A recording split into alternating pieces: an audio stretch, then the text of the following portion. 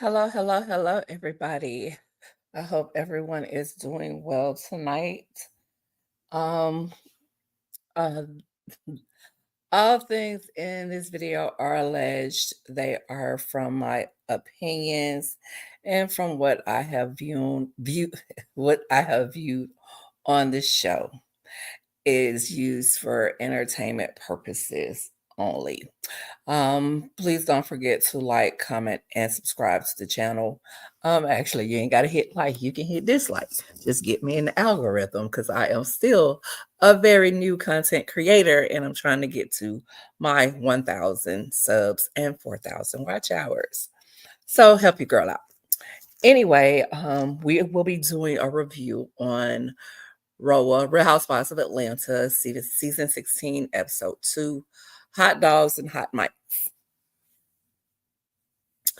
This episode starts out where it ended last week, where we will see Shamia ask Drew if she had started dating Dennis.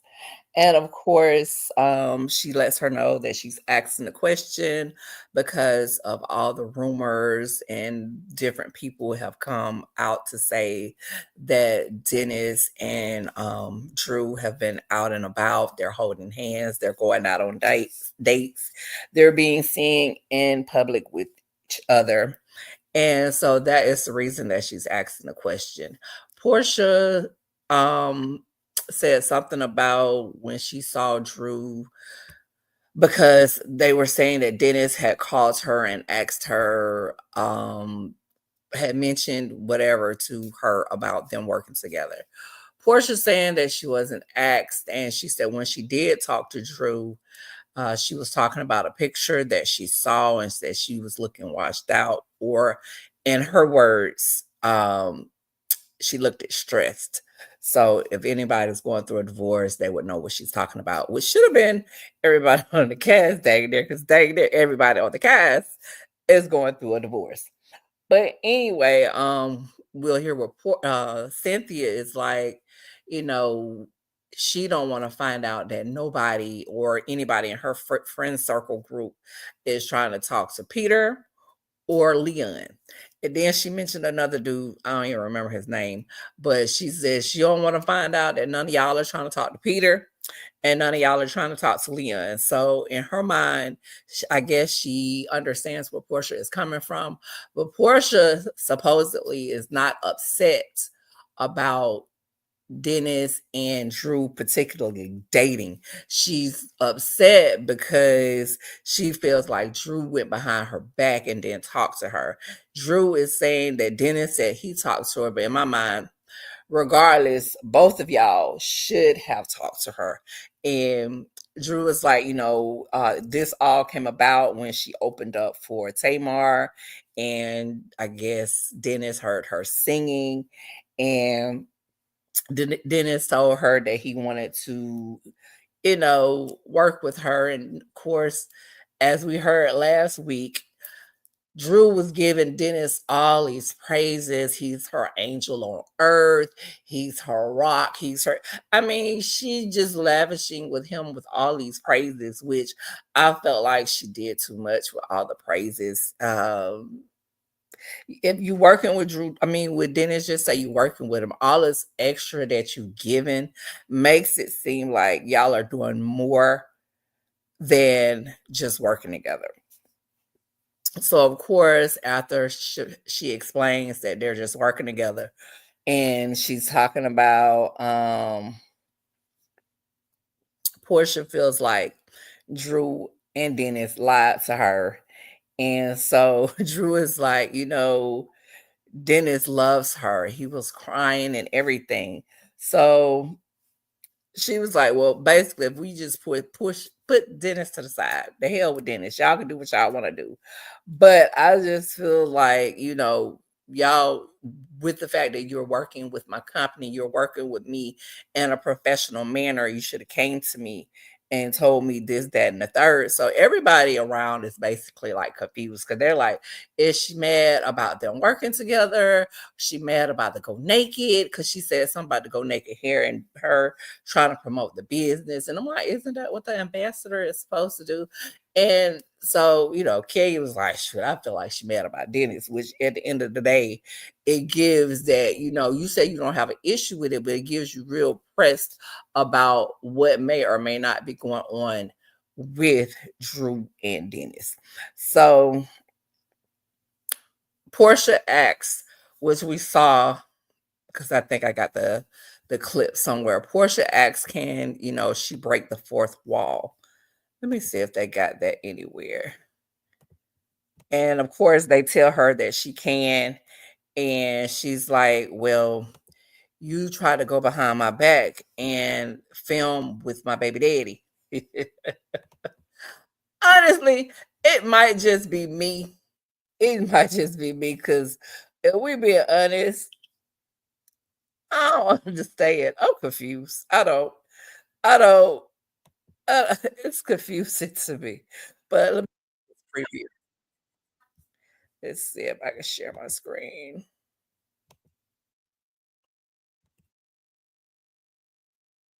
Very what did I do? And I'm here to tell you, you got the wrong one. You with the wrong one. I'm so confused. As a producer here, can I break the fourth wall? Yes. All right, y'all. What did I do? All right. You know that we are all on this show together. We have our family, we have our friends, we have our own support systems. You have been trying to go behind my back and do something very dirty by asking Dennis to film with you. Oh, yes, you've been trying to get him to. Well, he showed me the text message. I never asked him. Please stop. Is Rhoa sneaking around upsetting because she's actually a friend that you care for? No, it ain't even that deep. I got pissed because the bitch was trying to film with my baby daddy on the show. I don't know how many times I got to say that. Drew never discussed with me filming with my child's father. You're wanting to film with him is complicating my life. Her sneaking around with Dennis, I could care less. What I care about is because of this whole divorce, I'm stressed as and now I got to deal with my baby daddy, girl. It's that simple. Is that bad? Because they're not together. She's a whole married woman. Because I really don't give a shit about whatever you have going on. Wait. What? I get it. She's married, but it's her baby daddy. It looks like Dennis is serving a little more than hot dogs. What was the second part? I missed it. The second part was she called production and told them that she was setting up a photo shoot for my company, Go Naked. I am doing an amazing photo shoot for Go Naked. Nobody asked you to film a photo shoot for my company. Are you insane? You are an influencer. I didn't know that was an issue. Are you crazy? You have a contract to wear hair. I'm lost. You are an awful slimy ass bitch. You know that. No, you definitely did. Is this about Dennis or is this about the photo shoot? I think she's mad about Dennis. Since this phone call that you're talking about, about you told me about Dennis and all that, you've done some low down shit with me. Very low down. And I'm here to tell you, you got the wrong one. I don't understand. I don't. It's just me. Because I'm trying to understand what's the big deal with her. And maybe it's because I am not in the reality life like that. Because I don't understand what is the big deal with her filming with him. I'm thinking he's supposed to be her support system. But I guess later on in the scene where she talks about if they get into it or they have an issue, then he can come on here filming with Drew and throw her under the bus on her own platform. So I guess I get it, but I don't. I don't. But that ain't my problem. But anywho, Shamia got tired of this whole situation, so she's like, y'all want some cake? She's like, let's do it. Let's go downstairs and get some cake. And of course, Drew is confused. When is Drew not confused? Hell, Drew, but don't feel bad, Drew, because I'm confused too, girl. I am confused too. And so basically, when they go back downstairs, they have the cake. Shamia has everybody jump into the pool. And next, we're going to meet up with, we're going to go to Angela's house, where I guess we're going to get introduced to Angela Oakley. And her husband is complaining, I guess, about the daughter leaving a mess in the kitchen because he had to clean up before he started cooking or whatever the case may be. She lets us know that they have 4 kids. They met in Chicago, and she gave him her number. However, she didn't hear from him for another 10 years when she moved next to him or whatever. But my thing is, if it took 10 years for you to hear back from him, that man didn't want you, girl. He didn't want you. I guess he had to look at you again to decide that he did. But hey, I digress. She lets us know that she has a financial consulting firm and she works in real estate. And of course, she was, I guess that was her daughter asking about the all white party. She was talking about how Gerald gifted Shamia with a Cullinan, and Charles started banging pots and pans because he didn't want to hear it. And in the end, he ended up telling her, "Don't be a follower, baby, be a leader. Don't be no follower, be a leader, girl." Because I guess she was like, "Shoot, don't come at me telling me you want no doggone color. And if you want you one, you going to buy you one." But hey, I digress. I digress. I digress. I digress. So next, we're going to go to Portia and Kenya. We'll see both of them pull up. Kenya pulls up in her Rolls Royce, and then Portia will pull up in hers. I thought they said Portia wasn't going to be able to film in her Rolls Royce. That's what I thought they said. I thought that's what they had said. Or they weren't going to be able to film it. But either way it goes, we will get to see her pull up in it. Now, whether or not she's going to do any scenes on the inside of it, I don't know. But based off of all the rigmarole that we had with Simon way back when, I thought they weren't going to show the car at all, but they did. But anyway, when Kenya and Portia meet up for lunch, I'm assuming, which is actually it's actually different. It looked a little, it was a little positive thing because you're so used to Kenya and Portia going back and forth, back and forth, back and forth. And the fact that they actually sitting here and having conversations, I thought it was gonna be, a good season for them. Unfortunately, Kenya had her situation where we're not gonna be able to see that. So now I guess she's been reduced to friend of the show, and they showing her in a few scenes, but not a whole lot. But they meet up. Portia lets Kenya know that once she left, that Shamia had them all jump into a pool, and she said that Dennis had did a kids album for Pilar. And she was like, when it's good, when they're co-parenting, when it's good between her and Dennis, it's good. But when when there's Dennis the Menace and Petty P, baby, it's bad. It's bad. And by the end of the episode, it looks like it's gonna get bad. We're gonna see how this thing gonna play out.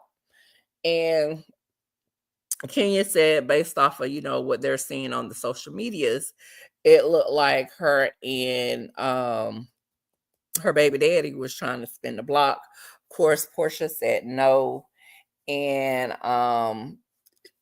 she asked how did things get to this point with Simon, and she felt like Simon had been withholding information.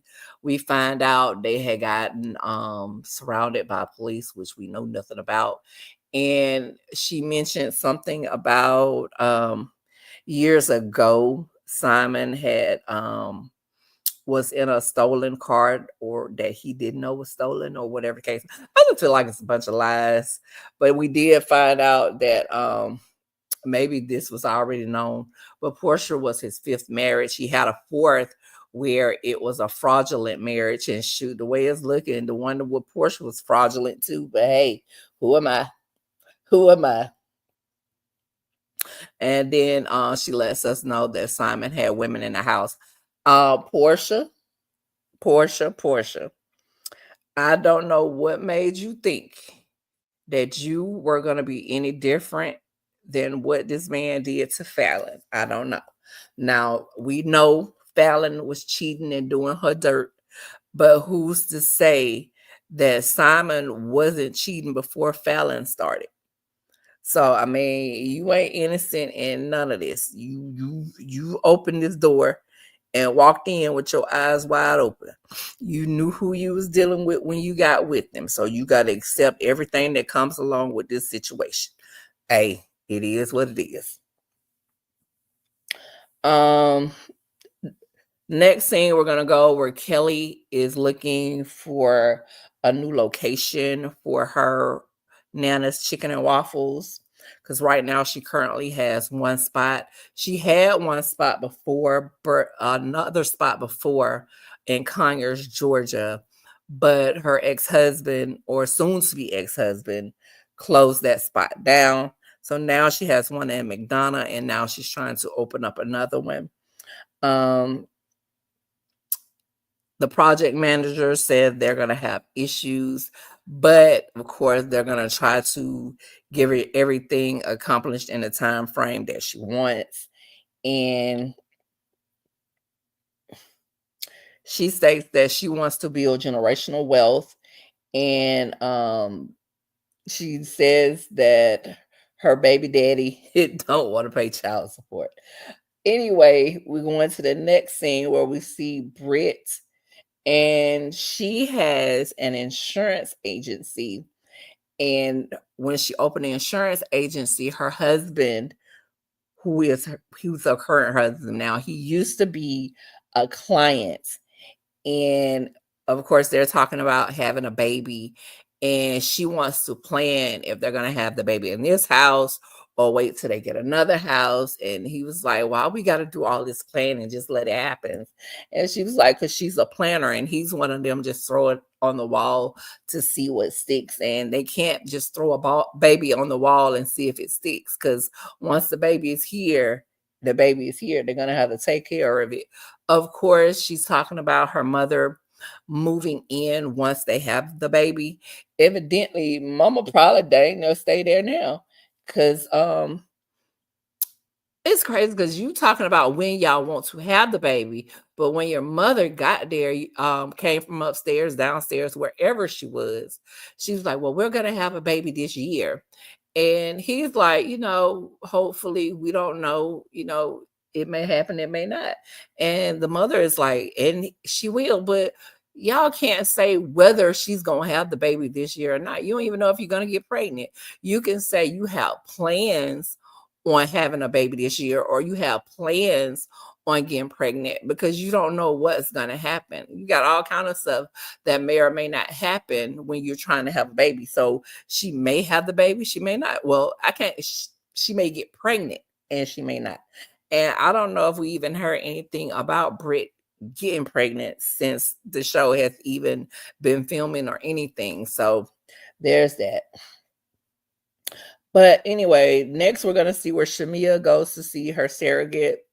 And Shamia's surrogate had found out that she had breast cancer while she was pregnant with Shamia's youngest child, Shiloh. So Shiloh ended up being premature because she had an aggressive form of breast cancer, and she had to have the baby early.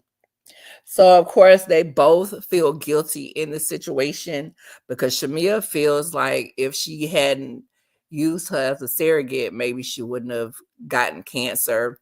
Of course, the surrogate felt guilty because she was like, if she hadn't gotten cancer, she wouldn't have had the baby early, and the baby wouldn't have had the issues that she's having. So they both feel guilty in a sense for different reasons. Of course, they're like, we can't control what happens in life. Everything happens for a reason. So whether or not she had carried Shiloh or not, she may have still gotten breast cancer. She may not have, because just like she said, if I hadn't been pregnant, I might not have been even checking my breast to see for any lumps or anything, which is true. And had it not been for her, Shamia probably wouldn't even have Shiloh. So at the end of the day, they can't sit here and just worry about what ifs, what would have happened, what could have happened. At the end of the day, Shamia has her baby, and now the surrogate, of course, she has this surrogacy agency. I don't know if she had it before or if she was just a surrogate before, but now it seems as though she actually has a surrogate agency, and she's going to try to find Shamia, a surrogate for her next child. Shamia also lets us know that she has been through, because she's talking about how the people are saying, this is what you get because you shouldn't been so vain and not try to carry your own baby, which of course she has, because she lets us know that she has been through 7 rounds of IVF. She got embryos, 2 in California and 2 in Georgia, I guess, waiting. And it seems like last year she may have been pregnant, but she lost it. So now she's going to go through surrogacy again. And next we're going to see where Kelly and Brittany, they meet up. Brittany goes to Kelly's house, and they are so freaking loud. They are loud and alley. And for them to be so loud and they best friends and hey best friend, you're my best friend. They've only known each other like a year. They've only known each other like a year. So there's that. Anyway, we find out that Brittany and her husband got married during the pandemic. So they didn't actually have a ceremony. So now they want to have this big ceremony. And of course, they took shade. They shaded Portia by saying they wouldn't be 3 hours late. So whatever. For this to Britt says to Kelly, you're my friend and I was gonna let you share when you got ready. So, what's tea with the divorce? And she lets us know what she already said in the last episode, was that the husband was cheating and he took 500K of the money from the business. And she was out of town when he took all of the money out of the account. And he ended up being abusive. She was sleeping in closets, hiding in doors and alleyways. And, she says she went through a lot, but she hid everything that she was going through because she didn't want everyone to know about what she was dealing with behind closed doors. Anyway, next scene we're going to go to is where Drew is working out. And of course, she's meeting up with Angela. And Drew said that she feels that Portia would have to tell her that she feels away, but not argumentatively. And I'm like, Drew, girl, are you slow? Are you slow? Because you're sitting here saying she should tell you that she feels away when this lady literally just called you low down. She just told you she felt away, and she didn't mince words when she said that she felt away. And you gonna say she needs to tell me? She did. Were you not listening? Were you? Hello. You weren't here at the beginning of this episode where she told you she felt away in no uncertain terms. She literally cussed you out. And you saying she didn't feel it. Girl, bye. Girl, girl, girl, girl. Let me leave her alone. She lets us know that she had been putting everybody before herself.